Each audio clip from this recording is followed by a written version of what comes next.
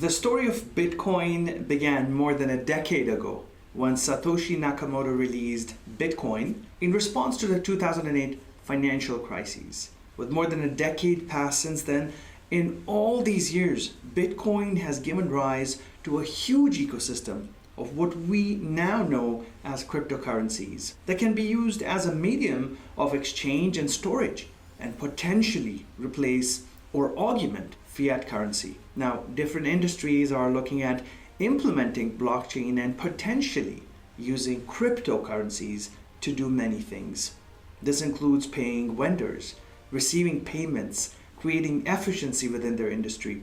My name is Ian Khan. My love of Bitcoin started almost 5 years ago when I directed my first documentary, Blockchain City. In Blockchain City, I spoke about the emergence of blockchain as a viable technology to change how cities function. In my work as a futurist, I encounter a lot of different technologies and emerging ideas that can rapidly change the world we live in.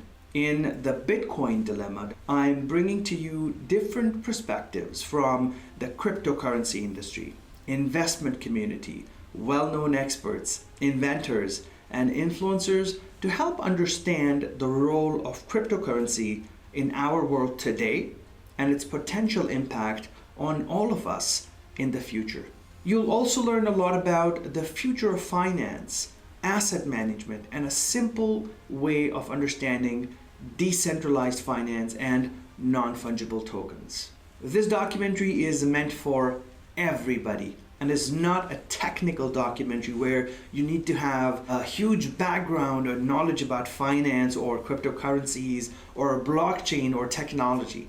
In fact, the less you know, the better it is. This documentary is suitable for school kids, university students, professionals, homemakers, business owners, employees, leaders in every industry you can think about. We've approached this documentary with the simple fact that everybody will be impacted by cryptocurrency at some stage in the next few years.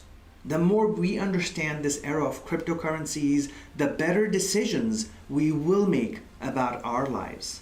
This in turn will benefit all of us collectively. I will introduce you to all the guests in the documentary as we encounter them, and with that, let's begin with my friend Kim Komando, a Hall of Fame broadcaster, radio host whose show is America's largest radio show about technology and more. I asked Kim to help us understand what Bitcoin is.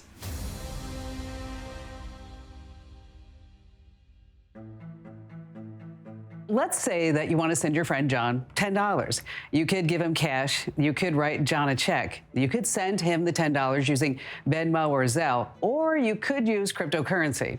Now, cryptocurrency is the broad term that describes when two parties exchange currency over the internet. So you would send John the equivalent of $10 in United States dollars, but in virtual currency that goes by these crazy names like Bitcoin and Dogecoin and Ethereum. And when you do the transaction, there's going to be some small fees associated with it because, after all, nothing's free, not even when it comes to cryptocurrency.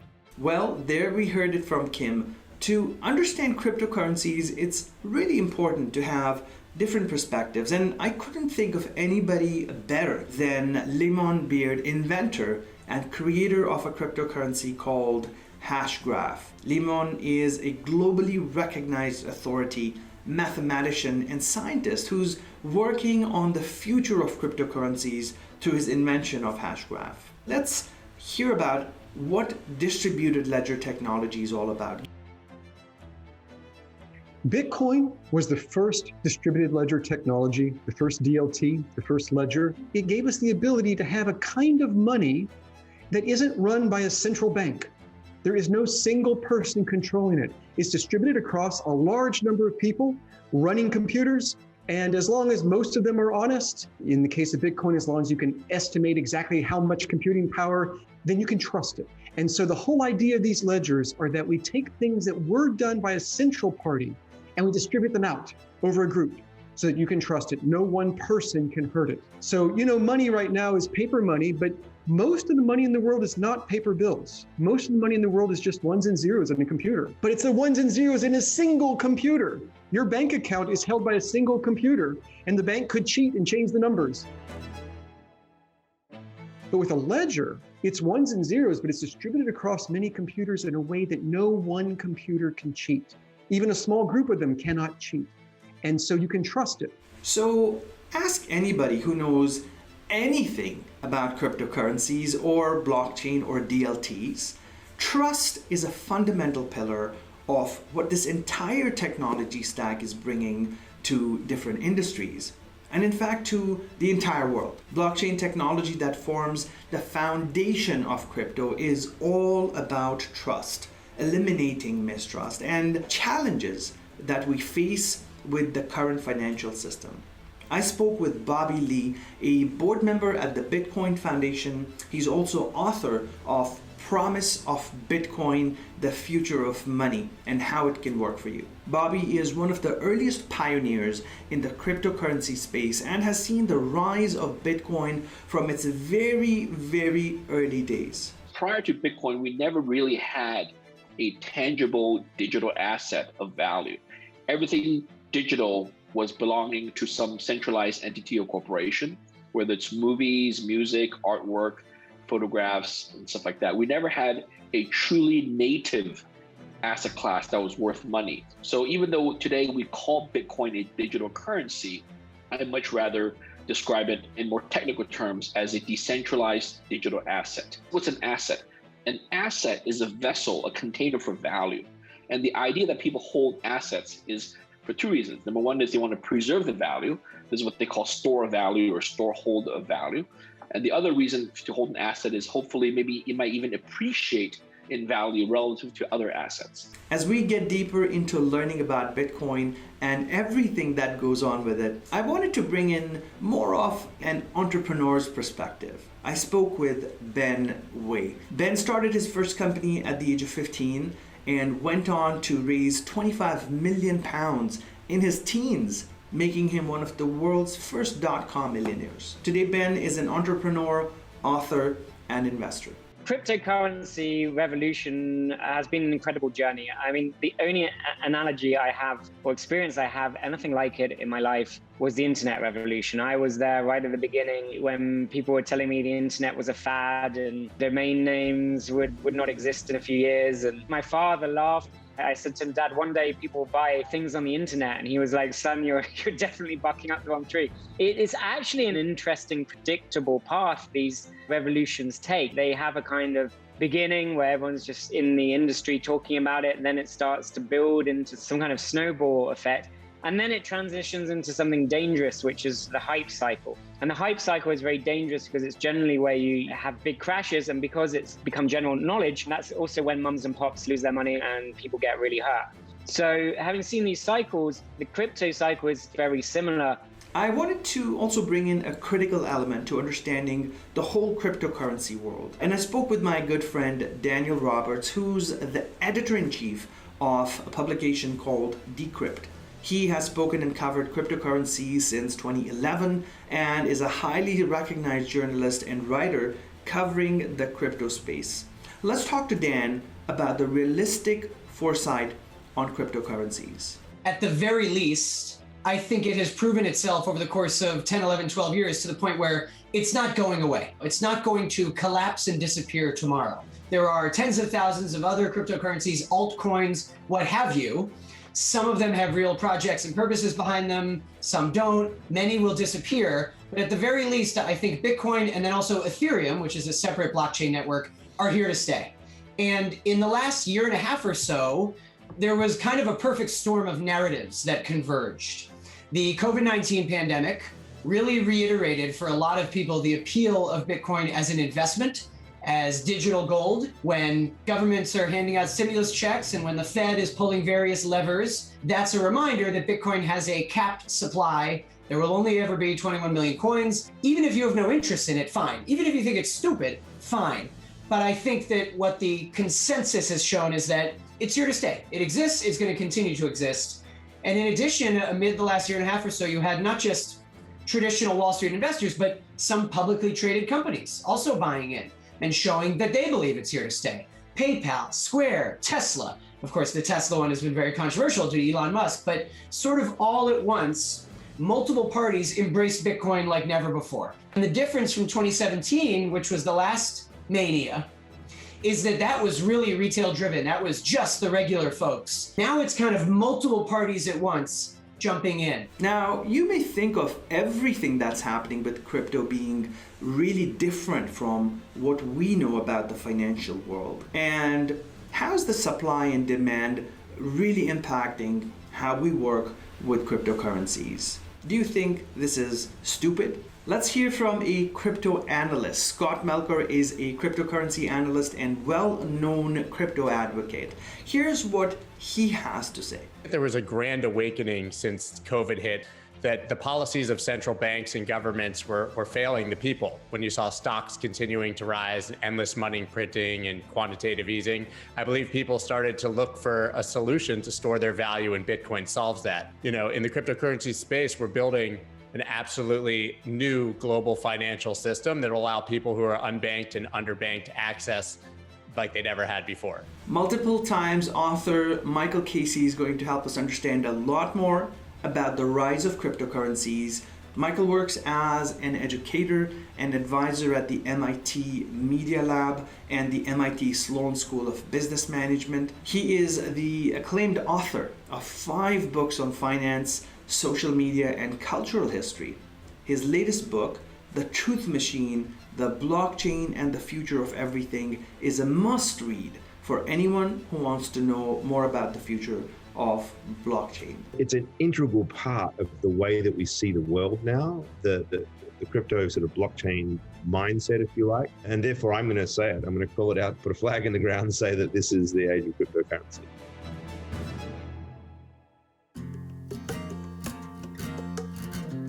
I also wanted us to talk to someone from a really strong financial background, someone who does this day in and day out. I could think of nobody else but Mark Yusko, who heads Morgan Creek Capital Management and is an authority on anything related to investments. Here are Mark's initial comments. If we go back in time, throughout most of history, assets were bearer assets.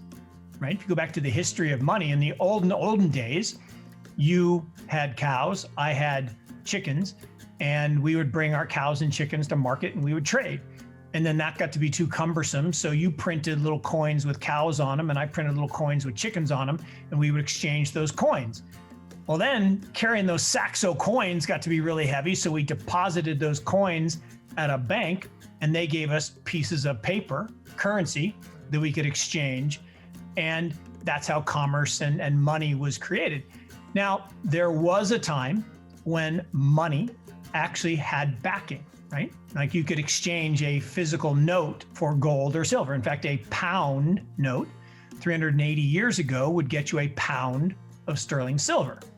The problem is, because we went away from the gold standard and the silver standard, today it would take you 174 pounds of sterling silver to get a pound note.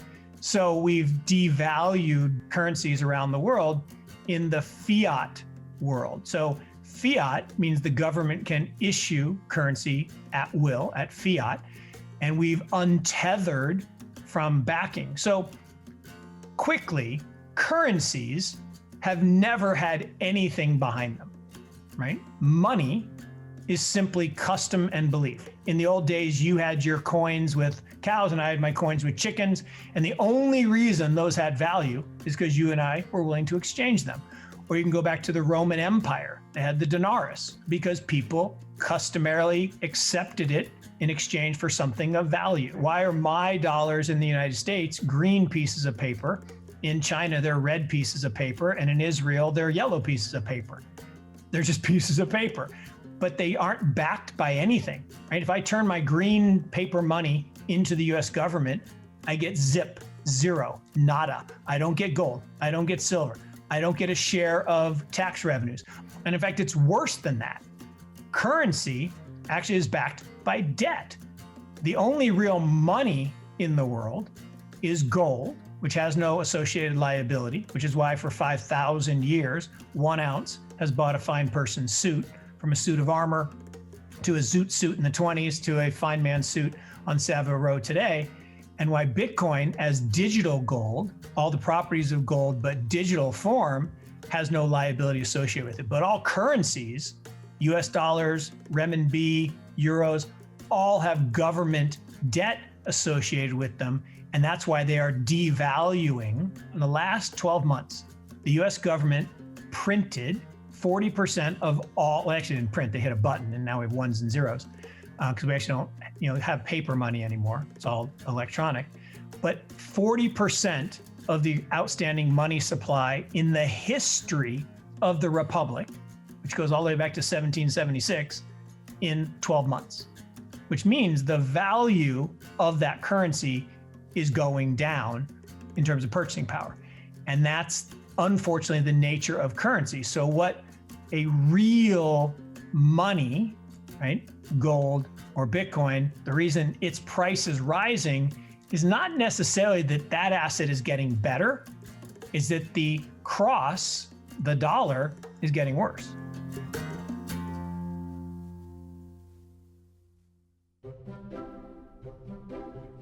Now, I'm sure you'll agree this is getting so exciting because we're looking at the history of money, where money actually started, and the impact that it's been having on us. Let's hear more about what fiat means and get deep into the simplest explanation of money that I have ever encountered.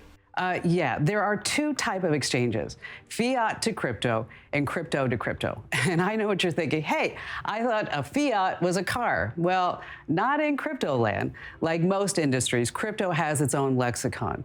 Fiat money is government-issued currency. So if you're in the United States, that means the US dollar. And you have many exchanges to use. One of the easiest for beginners to use is something called Coinbase. You pick an exchange and you open an account. The rest of the process is really, really simple. You verify your identity, you deposit US dollars into the exchange, and then you can start sending and spending your crypto. Most cryptocurrencies are created by something that's called mining. Computers mine coins by solving these complex math problems. The more powerful the computer, the faster it can think. Now, if your computer is the fastest one to solve the problem, well, bingo, you're great. You just won 1 unit of whatever cryptocurrency that you're mining. And in some cases, that could be $500 or maybe even, I don't know, $50,000.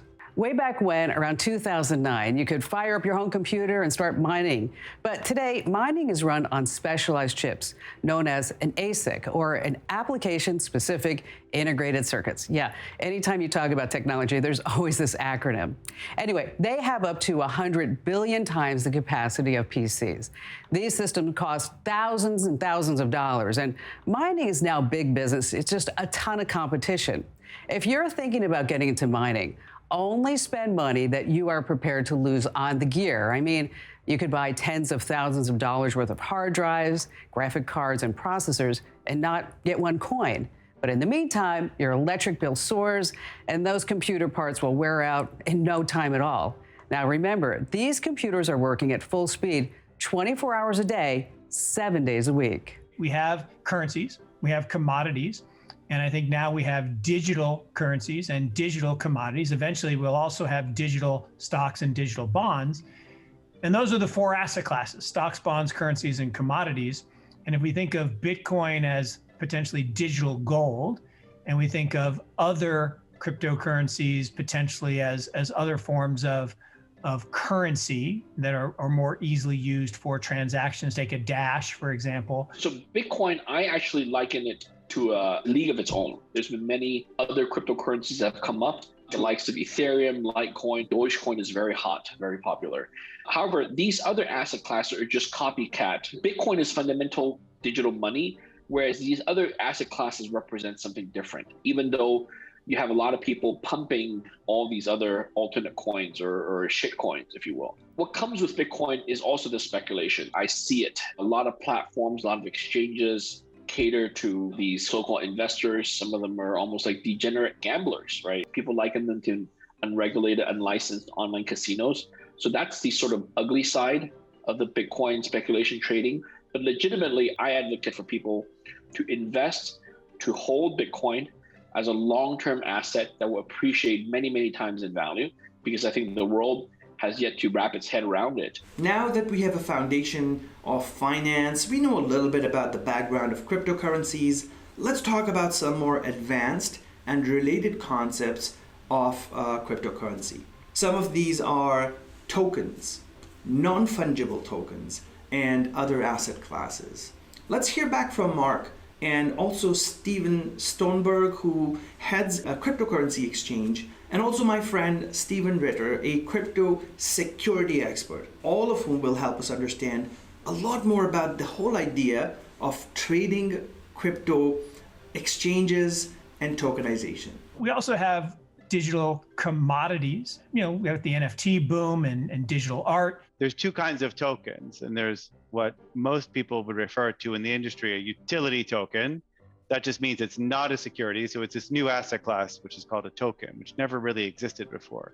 And so you have some of these tokens are called cryptocurrencies or utility tokens. I mean, there's lots of lingo that's thrown out there. I think of it as a 2x2 matrix to make the market make sense. So you have utility token or security token. The security token is just a token, but it's considered a security by the SEC or somebody else. No, it has to be sold that way, even though it trades on a blockchain. And then there's two kinds of those tokens, and the other axes, it would be fungible token. That's a Bitcoin where it's like a dollar bill. You don't care which one you have, they're all the same. And then there's non-fungible token, NFT, which is you care which one of those token you have. And you could have an NFT that's a utility token or a security token. The same thing with a fungible token. They can either be a utility token or a security token. Now, as an exchange, we have utility tokens. That's what all cryptocurrency exchanges offer. And then we are also offering security tokens on a limited basis. You're selling securities, so you have to do that under the right regulation. Or not, it depends on the exchange. We follow the regulation. NFTs right now look like a cash grab. In many cases, they are a stunt or a celebrity or a pro athlete to make a quick dollar, while also, they would say, strengthening their engagement with their fans. And that's okay, but that's not necessarily that exciting to crypto purists. You also have to understand the politics and the context here, which is that most NFTs are built on the Ethereum blockchain, separate from Bitcoin. So you also have a lot of people who just want nothing to do with that space. So Bitcoin maximalists. They believe there's only one God and that God is Bitcoin, and they have no interest in all the other stuff. Now, Ethereum is really interesting because it's a blockchain that was specifically designed to support smart contracts. And there are all kinds of business applications that open up because of that. NFTs are one of them. There are multiple industries embracing them. I think right now, the media has been interested in NFTs because of those eye-popping prices. In many cases, the most expensive NFT sales have been to existing crypto VCs and rich people. Meta Kovan, who is an NFT person, was the one who bought the $69 million Beeple NFT. So does that one sale demonstrate that NFTs have gone mainstream? Not really. Now, if you've been following cryptocurrencies at all, you probably would have heard that many celebrities and influential people talk about different types of cryptos. The names of cryptocurrencies, including Dogecoin, come to mind. In fact, celebrity CEOs such as Elon Musk, who's a big advocate of some cryptocurrencies. I spoke with Chester Spatt, who served as the chief economist at the U.S. Securities and Exchange Commission, SEC. I asked Chester about the role of celebrity influencers, and is this something that should really influence the price of crypto and the rates at which cryptocurrencies are traded? I guess this was my initial question on really the hype versus reality of cryptocurrencies and what is real and what is not. Elon Musk, he's a genius. Broad aspects of society across the political spectrum that recognize him as a genius. But as a byproduct, somehow the society doesn't expect the same types of norms and behaviors from him that the society expects from most individuals, like about making misleading statements with little factual basis and taking those statements super seriously. And I would have thought he would have learned from his experience several years ago. I think, unfortunately, the SEC only slapped him on the wrist. They probably needed to slap him on the wrist a little bit harder. And so he probably didn't learn so much. But you look at the recent events where first he's really touted the Bitcoin and also they'll put the Doge on the side, but touting Doge too. And he says, oh, we're going to take this at Tesla. But, and he doesn't say, oh, and what are we going to do with the Bitcoin? Well, we'll probably convert it. He doesn't say, well, we'll probably convert it into dollars. I presume that's what they would probably do, because their costs, after all, are in dollars. But then within a matter of weeks, he says, no, we're not going to accept this because because the Bitcoin is made from fossil fuels. Well, wake up, Mr. Musk. This didn't change. This didn't change over a few weeks. Did you not do your due diligence? And obviously the market swings are dramatic. Well, you have maybe not a legal responsibility, but if people are going to move on every word that you say, you need to be thoughtful about what you say. It would be different if suddenly the world discovered that fossil fuels were being used to mine the Bitcoin and people had no idea before, but that's not the case. There was no change. I think there was very little change at all in what people knew about it. I also wanted to ask Chester about big tech companies such as Amazon, Google, Microsoft, Facebook, and others that have gained a tremendous amount of power on our lives because of the amount of data that they control. Big tech is very, very big. The problem with that is that the decisions that it makes have such broad implications for society. So is the answer to split them up? It's not clear that serves society's interest. Ultimately the problem is, how do they become so big? Well, because there's such a scale economy in a network and in forming networks. So the scale economy in a Facebook, for example, is tremendous, or even the scale economy in Google in terms of the absorption of all the information and putting all the information together. The scale economies in these activities are humongous, but there are huge responsibilities that these companies have. And there's issues on the one hand about competition. You look at Amazon and the impact of Amazon on all kinds of different endeavors, not all for the good, by the way. You look at the impact, arguably, in suppressing free speech. Now, that's not to debate the merits of individual decision, but I think on at least some of the decisions, some of which have been shown to be wrong with the passage of time. Even in the broad domain associated with COVID-19, the vaccines seems to be incredibly important, of course, but I also think that some of the kind of judgments and what's permitted to be said and what's not permitted, these are tough issues, okay? But the question is, who decides, and how does power vest in the society? There's too much smugness among the leadership in the high-tech community. I guess one of the questions that arises is, when it comes to digital currencies and crypto, is it really a good thing to invest in? Or should we all be very pessimistic and cautious? Everything moves at the speed of technology, and digital currency is the next natural step for money, but that doesn't mean that's a good thing. That's a good thing if you're invested in Bitcoin, which is outside of those centralized systems. That does not mean a central bank digital currency is a good thing for the people. If you believe that central banks are bad actors and that governments don't have your best interest in mind, then a central bank digital currency is actually their wet dream, because it's a more defined control of the money supply, which is not what your average person probably wants. But I believe, as far as mass adoption, that we are extremely early. We're only seeing the beginning steps, with institutions starting to adopt it as a treasury asset, with the PayPals and Visas of the world starting to look at it as a legitimate payment, and even seeing banks in the United States starting to look towards custodying Bitcoin and other crypto assets, and to adopting stablecoins as new payment rails. Really, it's not just about whether or not cryptocurrencies and blockchain technology have infiltrated the economy, but how much it is now driving policy decisions and a broader agenda around where the world is going. And you've got central banks looking at central bank digital currencies. You cannot separate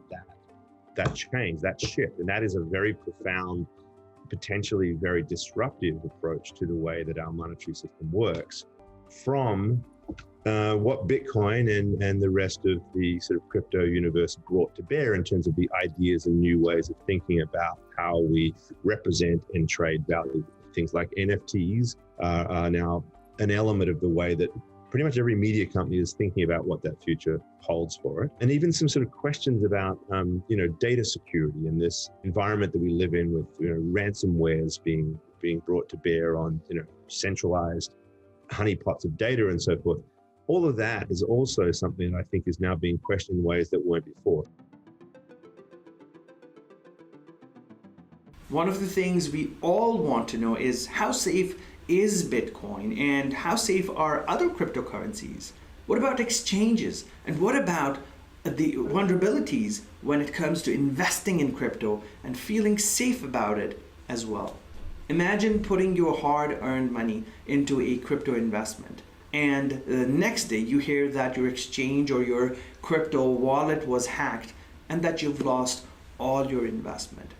Is that really possible? Well, we've always lived in a world where some people are not trustworthy, and we've always lived in a world where you need trust. Part of the reason that it takes days to send someone a wire and you're charged $20 is because it has to go through so many intermediaries, partially to try to build up trust to make sure that it's not being done incorrectly, that no one ends up stealing the money. But it's just ones and zeros in a computer. You could send it across the world in 1 second.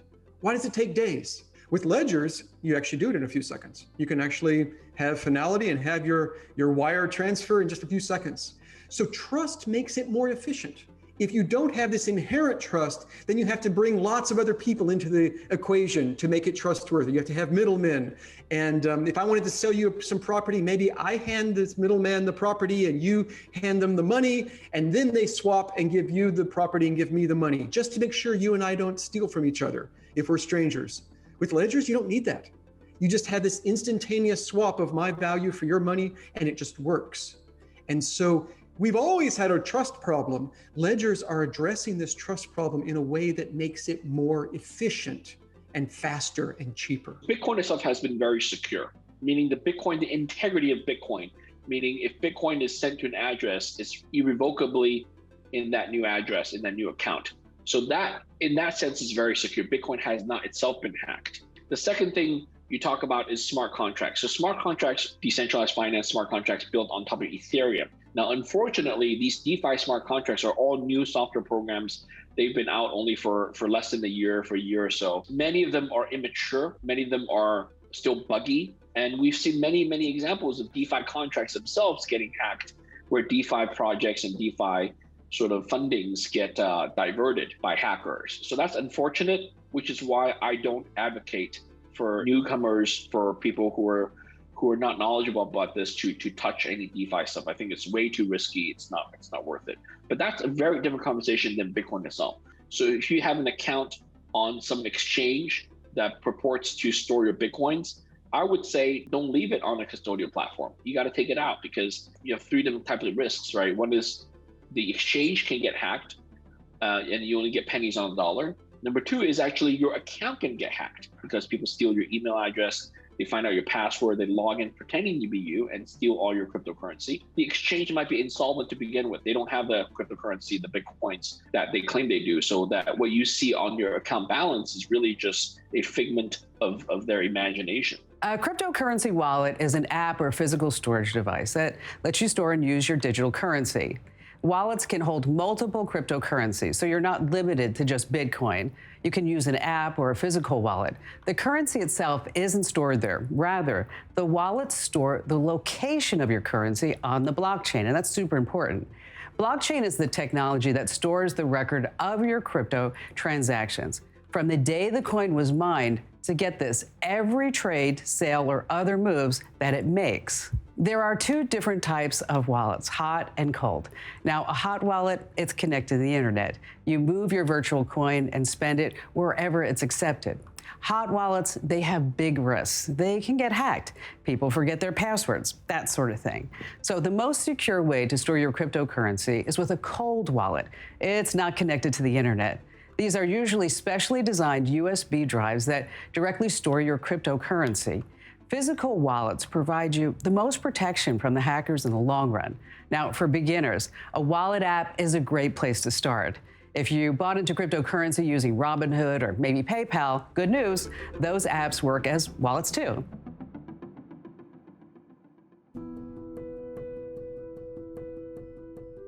Some of the things that come to mind when we talk about cryptocurrencies and crypto as an asset is monetary policy and regulations. Today we're seeing that across the world, many different countries have a different response towards crypto. Some countries are totally banning crypto mining, the usage of crypto, crypto investing, and while others are fully adopting cryptocurrencies as a legal tender.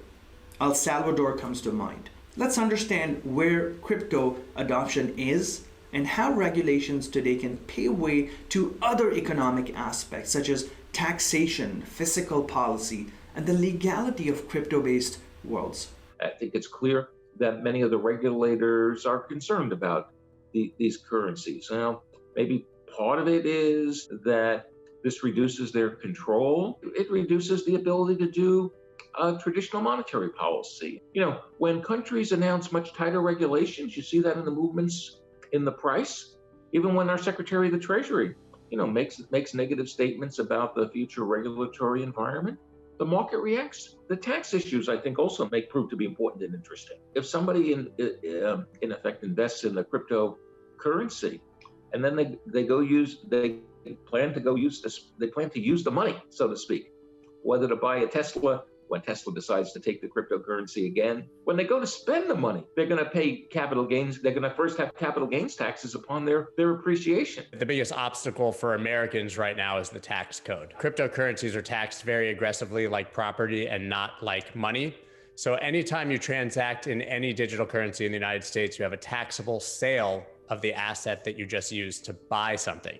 So if you own Bitcoin and you want to buy a cup of coffee with it, then you've sold your Bitcoin to buy that cup of coffee and have a taxable transaction and capital gains based on that sale. So it effectively raises the price tremendously of anything you're doing and forces you to make a decision of whether it's worth taking the taxes. There's plenty of places in the world where Bitcoin can be used as money, other cryptocurrencies can be used as money, and you don't have to be concerned with that. But right now, anyone in America has to think twice before spending their cryptocurrency because of the tax implications. I think the regulators to this point, to their credit, have done a pretty nice job. They have been measured, they have been reasonable, they've been diligent, all the things that you would want in a regulator. They haven't been brash, they haven't been reactive. Perhaps you could argue that they're a little behind in the sense that maybe they could have got out ahead of some of the things that happened in the ICO world, but I think they've done a very good job retrospectively going back and saying, yep, you guys broke some rules, so we'll be coming after you. And hey, you didn't break the rules, so you're good. Unfortunately, incumbents try to use regulation to slow the speed of competitors. And that's been true throughout history. And I think it's true again today. So, about this time in the bull market, in the previous cycles in 2013 and 2017, you heard rumors and this FUD, this fear, uncertainty, and doubt about banning Bitcoin or banning cryptocurrencies. And the reality is you can't ban a decentralized asset. It's like squeezing the air in a balloon. It just pops up someplace else. And what the internet did to media and telecommunications and commerce, blockchain technology is going to do to financial services. And clearly there needs to be regulation around that. Just because you're creating a new technology and you have these tokens that settle on a blockchain, they're still subject to laws. So I think it's a bit gray, and people are subjecting these to interpretation or assuming. There's a whole camp of people that just think these don't apply to them. And I would say they absolutely do. If you're trading a security token, then those definitely, and derivatives are security. So if you're doing a derivative off of Bitcoin, if a Bitcoin is considered a utility token, a derivative of Bitcoin, so like 10 times levered Bitcoin or just outright futures or options on Bitcoin, those are securities by definition and then fall under the securities laws, even if it's just another variation of a token on your exchange. And I think that's where the technology can move much faster. The regulations are there. Not everyone is sort of following them or understanding that the rules apply to them. Unfortunately, that's not how it works with a regulator. They'll say, well, lack of knowledge of the law doesn't justify breaking a law. This happens in any sort of new industry. I think the stakes are a bit higher. And I always make the analogy, you look back to the 90s, when the internet just got going and Amazon was just selling books and they wouldn't charge sales tax. You sort of evaded them, and everyone knew they were doing that. And eventually they imposed, they figured it out, and there weren't these horrible penalties. But if you're breaking securities laws, that's a much more severe type of infraction than the type of stuff that went on in the early days of the internet. Over the past few years, one of the things that has really increased in frequency and in fact in precision as well is hacking. Hackers have been really active at holding organizations hostage, stealing data, and selling information on the dark web. What role does cryptocurrency play in all of this? And does crypto create a way for cyber criminals to get away with crime? One of the big, I think, consumer features of cryptocurrency is that it is anonymous, right? That you don't have to share as much information about yourself with the business or the person that you're doing business with. On the flip side of that, that is also a very powerful characteristic for criminals and fraudsters. We have seen this, I think, throughout history, where criminals will use the newest technology trends to help with the scale and reduce the risk of their attacks. The general, pattern of attack and the general theme of the scams, those get recycled quite a bit, right? But what changes is the technology used to deliver them and the platform and environments in which they attack. So moving away from email heavy and text heavy things like Discord and Telegram and Instagram, that general nature of the scams themselves hasn't changed. But what really has changed is the scale at which attackers can attack and the relative impunity with which they can perpetrate these attacks. The centralizing entities in the world today, the governments and the big businesses and the banks, they provide a certain safety net, right? Because they provide certain insurances that things are going to be done on the up and up. So when you're going in and deciding to use a certain crypto exchange, I still think the reputation of that exchange is incredibly important, especially when you consider that they're going to be installing digital wallet technology, typically on your mobile device or maybe on your desktop. And because they put the software there, you're putting your faith in them that the software is legitimate and doesn't have backdoors and that sort of thing. But I think some of the biggest losses we've seen have just been because, hey, if you lose your wallet or if you lose your private keys, then there really is no recovering that. And I don't know what the current stat is, but I know there's an awful lot of, for example, Bitcoin out there that's essentially not claimable.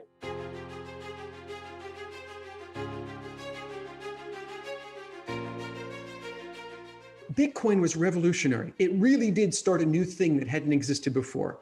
But it was, the version 1 of how to do it. And so they said, well, to stop people from cheating, we'll force them to use locks of electricity on these huge supercomputers.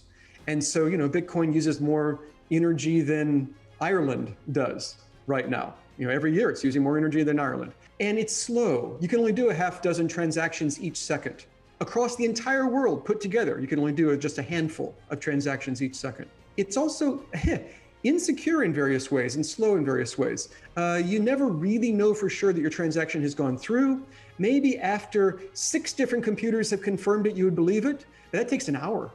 And even then, there are rare occasions when 1 hour wasn't enough. You really needed to wait a little bit more than an hour before you really knew that it went through. And you never know for sure. It's just your probability goes higher and higher. And so there's a way of doing it where you get the same kind of trust, but you get finality, where you actually know the transaction's gone through for sure. And instead of taking an hour to be pretty sure, in 4 seconds, you know for sure, 100% guaranteed you reach finality in just a few seconds. And instead of maybe doing 6 transactions each second, right now we've slowed ourselves down to 10,000 per second. So, you go from 6 to 10,000, that helps. And 10,000 is just what we're currently slowing it down to.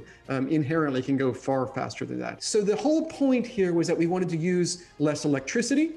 We use about 1/5 millionth, according to one published report I saw. Those are good things. We even have fairness for markets, but it's still just taking that original idea and bringing it to the world to be able to use. And the original idea is continuing to build momentum over time. And Bitcoin itself is building momentum over time. So not only are cryptocurrencies becoming more and more like fiat, there's also a lot of talk about fiat turning into a cryptocurrency. These are central bank digital currencies. Whole countries are talking about, hey, we're going to create a cryptocurrency of our own, and our actual fiat will be a cryptocurrency, just because it makes so much sense. You can have so much more trust, you can have so much more speed, you can have so much lower costs. All of those reasons are reasons why the whole world is moving towards this thing. We've looked at some really important aspects of cryptocurrency, right from the basics of what crypto is to implications on finance, investing, and other areas of impact. One of the most promising sides of cryptocurrencies and fast gaining traction are tokens. We learned about tokens just a few minutes ago, and there's more to them than we can understand in this documentary alone. The idea of non-fungible tokens as an asset class or an investment can help other industries flourish, including digital art, creative economy, and intellectual property in general. Let's hear a little bit more about the tokenization revolution that's powered by cryptocurrencies. I asked our guests, Mark Yusko, Chester Spat, Dan Roberts, about this emerging area of tokenization and the possibilities that it holds. Every stock, every bond, every currency, every commodity, every piece of art, every piece of real estate, every private business, every fine wine, every collectible car, every asset in the world will be tokenized. It will all be digital. And this is a natural progression that's been going on for decades. From analog, right? We used to have physical pieces of paper, money, that we exchanged for physical pieces of paper, stock certificates. Then we turned them into electronic form. We trade QSIPs with ones and zeros from our bank account. And eventually we'll trade them on digital blockchains where we have a public open source record and we don't need trusted third parties, financial services in the middle, charging fees. So every asset, and art is a great example. Digital art is just a digital commodity, and NFTs are a way of creating scarce assets in digital form. And Eric Schmidt had the best line about this. He said, what Satoshi Nakamoto, whoever he, she, they are, did back in the global financial crisis is basically found a way to create a unique asset in the digital world. I think that's pretty valuable. I think some really big businesses will be built on that. Everybody says, oh no, it's a bubble. Can't you see, the Beeple sold for $60 million. Well, let's be fair. I'm not a big fan of Beeple's art. I don't really like it, no accounting for taste. That's not the point.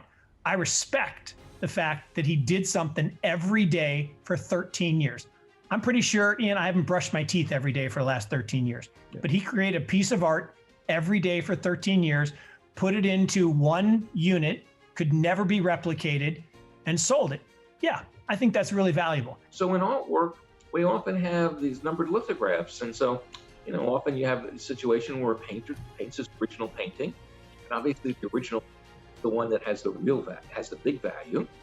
But then there's something in between the original and a poster. Now, in some cases, the numbered edition might involve the artist actually filling in the colors on the individual piece. So that is really kind of in between, because there, in fact, the artist actually worked on your piece. But in some cases, it's not that. In some cases, it's just that the artist committed that we're only going to make, let's say, 300 reproductions of this, and they number them.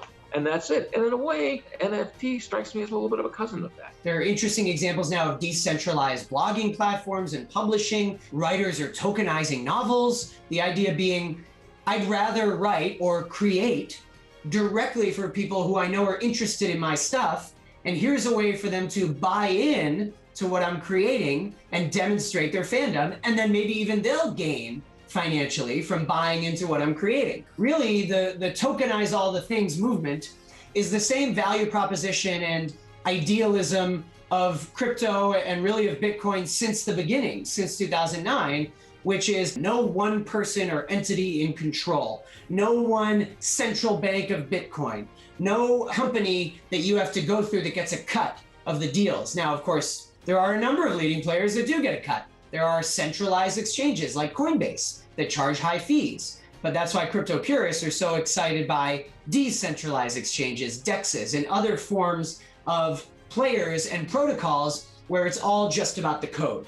So that's what we really mean when we talk about tokenizing things, is just put it digital, put it on the blockchain. NFTs are the same way, where a lot of people look at people who have paid a lot of money for an NFT and they say, I just can't understand that because I can't even hang the thing on my wall. But everyone by now understands how to use online banking, and you log in and you see, here's how much money I have, even though you can't touch and hold it, but you trust that it's there. And in many ways, that is simply now translating to memorabilia, digital collectibles, art, and music. I mean, if you look at Spotify and streaming, it hasn't actually been great for musicians. I mean, they earn pennies for their streams on Spotify. If you ask some musicians or some artists, they see some real potential to give back a bigger cut of royalties to original creators. And that really is interesting. So you just kind of have to get your mind over that hurdle of understanding that in many, many cases, value is digital now. In this documentary, we've seen a lot of different things about cryptocurrencies. And one of the things I wanted to talk about is crypto as a solution to challenges the world is facing right now. On a daily basis, we see economic instability, war, inequality, and many social, political, and economic events that are shaping the lives of people and communities across the world. The question is, what role can cryptocurrency play in a world full of turmoil and instability? Is crypto able to bring peace and prosperity to nations that are torn by war? Or is crypto a way for the dark industries to keep on functioning? I believe that we're very near where we have a full global financial system based in cryptocurrency, not that replaces the current system, but that runs parallel, that will allow people who are underbanked or unbanked, which is most of the world, people don't realize, to have access to the same kind of systems that people in first world countries and who have acquired wealth will have access to. These smaller economies tend to get buffeted by the effects of what's happening in the United States. It's an inherent misalignment between the interests of those smaller countries and those of the United States, where the US is pursuing its own monetary policy for its own mandate to do so, and that's perfectly legitimate. But because the dollar is the currency that basically sits on the assets of all of these different banks that use it as the means to then lend against, whether it's in a small economy or in Europe or anywhere, what happens to the dollar and what happens to interest rates in the United States profoundly affects those places. And this has been a problem now for 20 years because the quantitative easing that came out of the financial crisis had huge buffeting impacts on emerging markets. It saw hot money inflows and outflows, and this is a constant theme, right? That as the backdrop gives us, I think, the motivation for a lot of these smaller countries to start exploring some of these options, especially right now when there is legitimate concern that US monetary policy is going to have yet again that sort of impact on the world. We've already seen, obviously, a massive amount of expansion in dollar issuance. But as we move into a period where people are starting to get worried about US inflation, where there is a massive debt overhang, both at the governmental and at the corporate level, the prospect that the US will just go even deeper down this path of essentially inflating its way out of those problems creates real problems for these small countries who are caught up in the big waves that are set by that.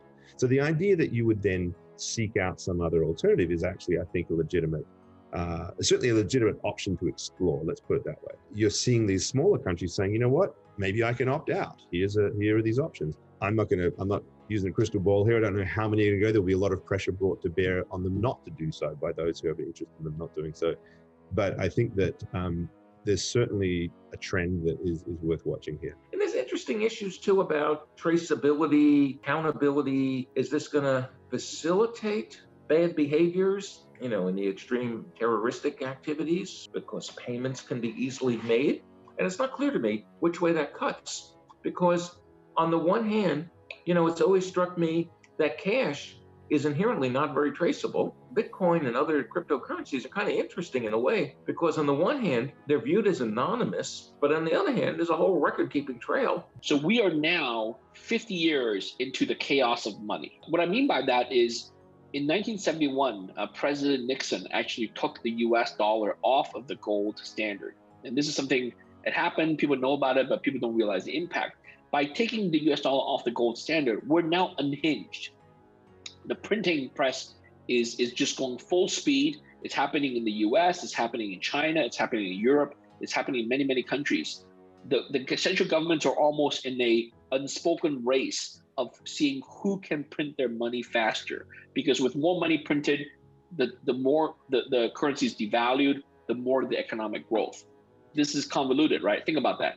The more you have your currency debased and devalued relative to the other countries, the more competitive your exports are, and the more the growth, and you have better GDP numbers, you have better stock earnings, and that's where we're entering. All governments in the history of mankind have had inflationary fiat currencies because it's the nature of governments to overspend, right? That's what governments do. That's what empires do.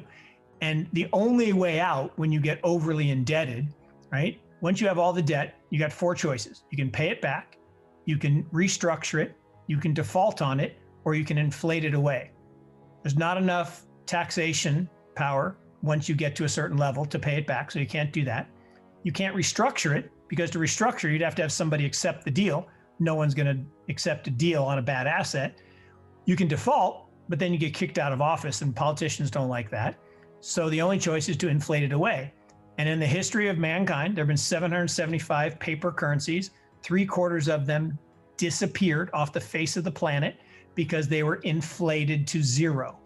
Now, we've done a pretty good job with the dollar. From 1776 to 1913, a dollar was worth a dollar. Had a couple wiggles around two wars, but it's basically worth a dollar. There was no myth of inflation. Inflation is just theft. Inflation is theft by the government on the masses and the middle class to make the rich richer. That's all it is.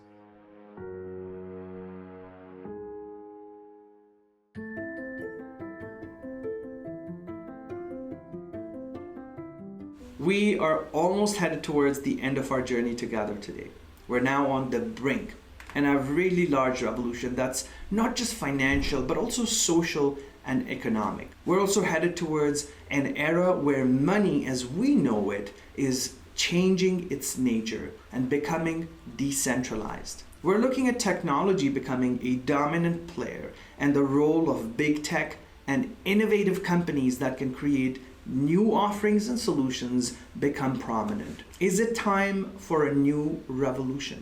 Ultimately, we are at this moment where, climate change is the biggest threat facing the world. And contrary to the kind of rather shrill critique of Bitcoin, that it is sort of destined to fry the planet. And also contrary, by the way, to the rather naive perspective of lots of Bitcoiners who think if we just let it all go away, it will naturally become green. There's a middle path here that I think is a strategy option for these smaller countries to actually use Bitcoin as a funding mechanism for the development of green infrastructure.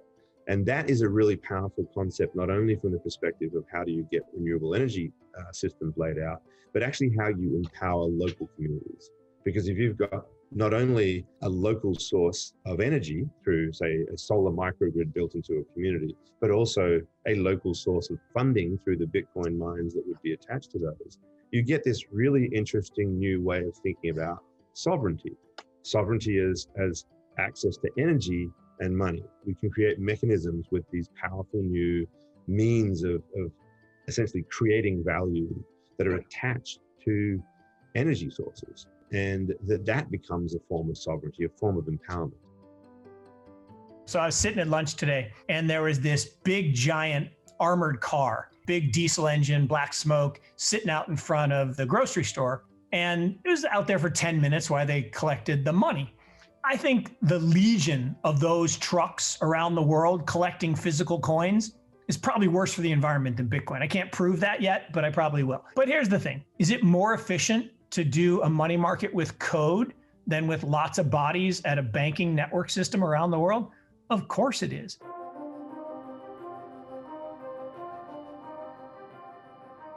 In the first generation, Bitcoin said, hey, we could make money be something that you can trust because it's distributed. And then after a while, people realized, well, the record of the money could actually be a record that stores other information.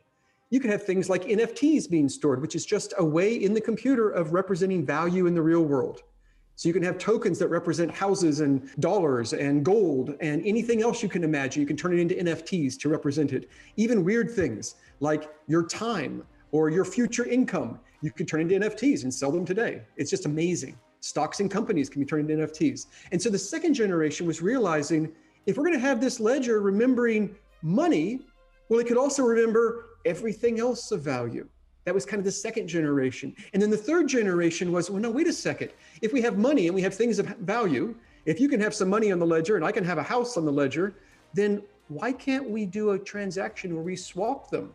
And you get my house and I get your money. And maybe there's rules built in that's enforced by the ledger itself. And this is what smart contracts are.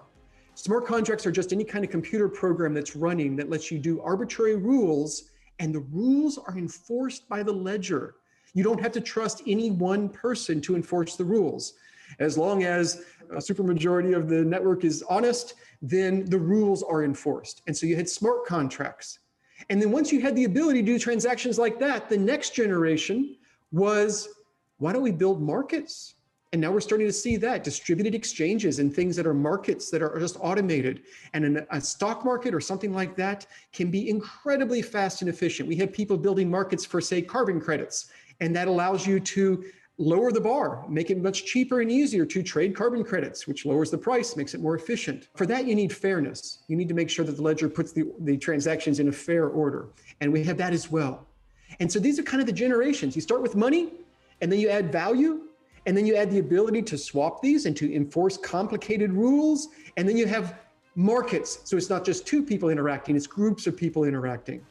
And it's just following the way the real world worked outside of ledgers. The reason it's mirroring the real world is because pretty much all of the real world will have tendrils reaching into the ledger world, or vice versa.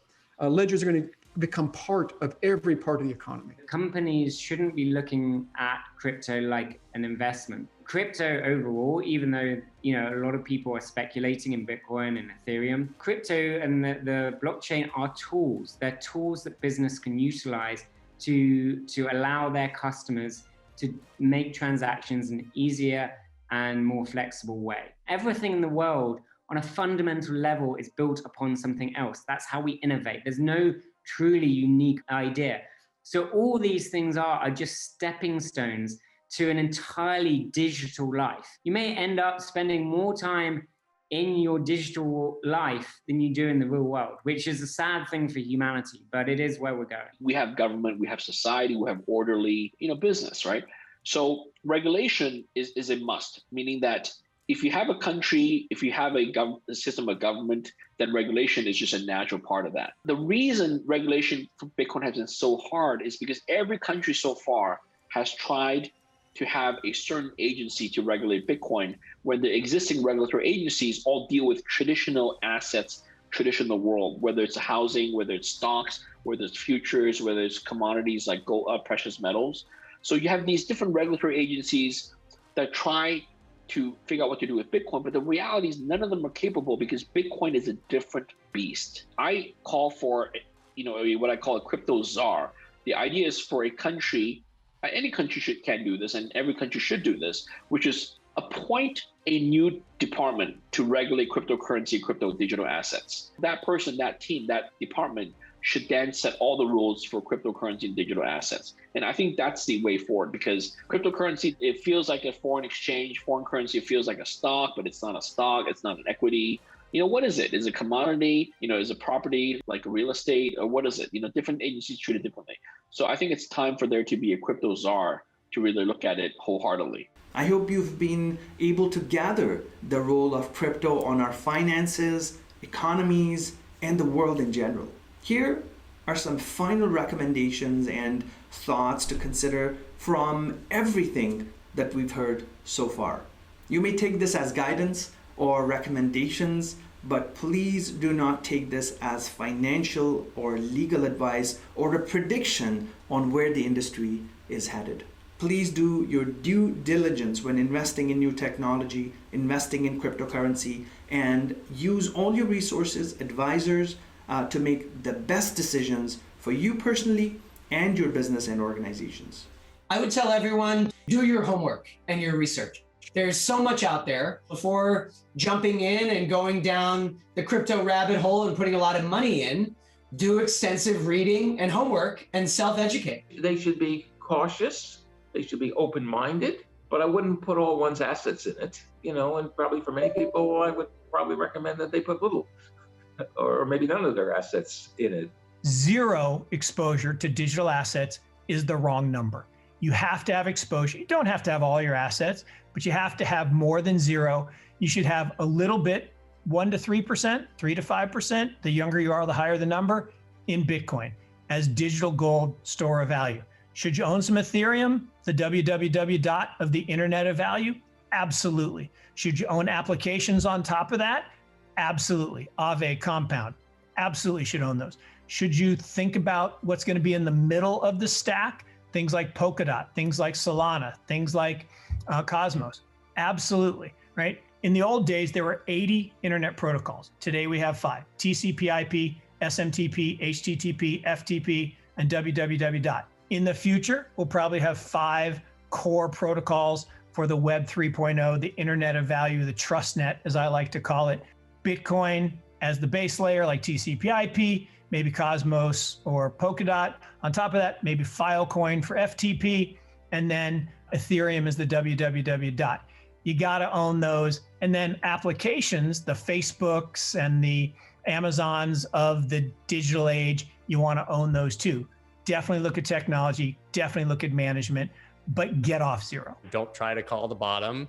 Don't try to sell the top. Just buy slowly, regardless of the price, and wait a very long time. That's how people have acquired generation wealth since the beginning of markets. And I don't think it will be any different in this. The trend is clearly up, and I think it will continue to rise. There are kind of social motivations for why consumers are opting for these types of solutions that are based on this decentralized technology, right? Consumers want to work digitally. They want a lot of convenience, and you have to find a way to provide that convenient interaction with your consumers in a very low friction way. So yes, you need to put security measures in place, but you need to do that in a way where it's transparent to the consumer. So it's a tricky place for businesses, but I think for the forward-looking businesses, they're able to meet that demand for these decentralized digital solutions, but also create highly secure trust environment in which people can do business. Those businesses are going to win, and the businesses that can't provide that,